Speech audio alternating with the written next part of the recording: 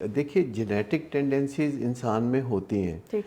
لیکن ہم اپنے اچھے طرز زندگی سے ان جینز کو بیٹ کر سکتے ہیں. یہ بڑا عام سا رویہ ہے انسانوں کا کہ جب ان کے پیاروں میں کوئی علتیں پائی جاتی ہیں اور وہ وعدہ کرتے ہیں اور پھر وعدہ خلافی کرتے ہیں، تو ایسی صورت میں یہ عام سننے میں آتا ہے کہ اس کی فطرت ہی خراب ہے، اس کی نیت ہی خراب ہے، اس کی بناوٹ میں کوئی خرابی ہے.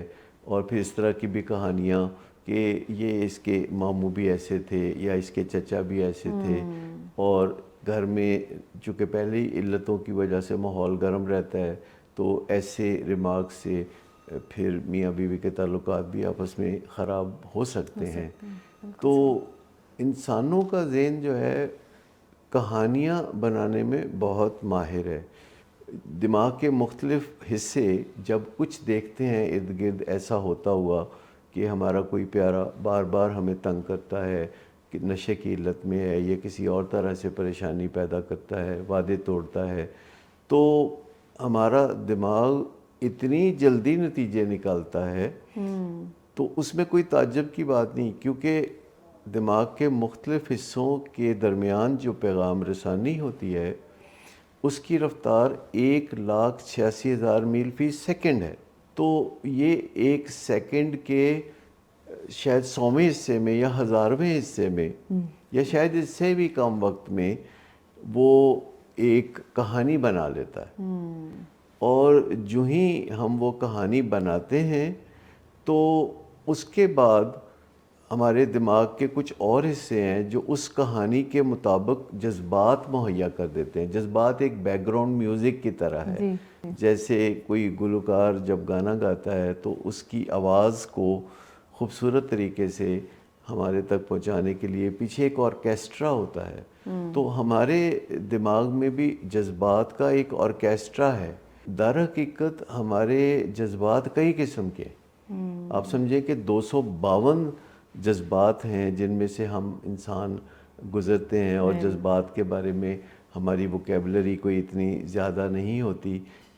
لیکن اگر باریک بینی سے ہم دیکھیں تو ہم اپنے جذبات کی تہ در تہ جو مختلف شکلیں ہیں ان کو پہچاننے لگیں گے، اور یہ ہمارے لیے یا ہمارے ذہنی سکون کے لیے کافی کارآمد ہوگا کہ ہم اپنی ووکیبلری اپنے جذبات کے حوالے سے بہتر بنائیں. جب ہماری کہانی ہم بناتے ہیں تو اس کے ساتھ ایسے جذبات جڑتے ہیں جو اس کہانی کے ساتھ میچ کرتے ہیں.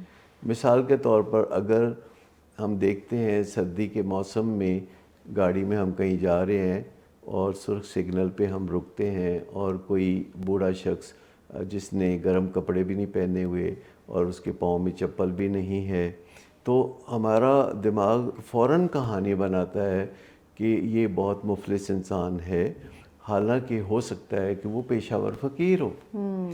لیکن جب ہم یہ کہانی بناتے ہیں تو پھر ہم اس کی مدد کرنا چاہتے ہیں. اس کے لیے جس قسم کے جذبات ساتھ ہمیں چاہیے ہوتے ہیں اس میں ایک تو انگزائٹی ہے، یعنی بے چینی چاہیے ہوتی ہے جو کہ اس کو دیکھتے ہی بڑھنا شروع ہو جاتی ہے، اور اس کے بعد پھر ہمارے اندر اس کے ساتھ ایک محبت کے جذبات پیدا ہوتے ہیں اور پھر فوراً ہم اس کی مدد کرنے پر آمادہ ہو جاتے ہیں. اسی طرح جب کوئی پیارا نشے کی بیماری میں مبتلا ہوتا ہے اور وہ ہمیں بتائے بغیر غائب ہو جاتا ہے، اور پھر کسی حادثے کی خبر ملتی ہے، پھر کوئی پولیس کا معاملہ ہوتا ہے، پھر کسی سے جو قرض لیا تھا وہ ادا کرنا پڑتا ہے، تو ہمارا ذہن کہانیاں بناتا ہے کہ ہمارے اس بیٹے یا پیارے کی نیت یہ ہے کہ ہم پریشان ہوں. وہ ہماری زندگی کو اجیرن کرنا چاہتا ہے، وہ ہماری سکون کو برباد کرنا چاہتا ہے، اور ہمیں پھر بے چینی بڑھنا شروع ہوتی ہے. پھر اس کے ساتھ غصے کے جذبات ہوتے ہیں، پھر شیم، دنیا کیا کہے گی. تو اتنے مختلف قسم کے جذبات ہمارے امڑ کر آنے لگتے ہیں. جب کہانی اور جذبات آپس میں مل جاتے ہیں تو پھر ہمارا رد عمل ہوتا ہے. ہم برا بھلا کہتے ہیں اس کو، پھر ہم گالی گلوچ بھی کرتے ہیں، پھر ہم الزام تراشی بھی کرتے ہیں. تو ایسے میں کبھی کبھی ہمیں لگتا ہے کہ ہم تو بالکل پارسا ہیں اور یہ تو بالکل ابلیس ہے، اور جو ہی ہم اس طرح کے فیصلے تک پہنچتے ہیں تو ہمیں لگتا ہے کہ اب اس کی بے عزتی کرنا تو بنتا ہے۔